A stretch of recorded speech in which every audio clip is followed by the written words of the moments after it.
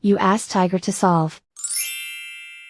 This deals with linear equations with one unknown. The final result is x equals 72. Let's solve it step by step. Swap sides. Isolate the x.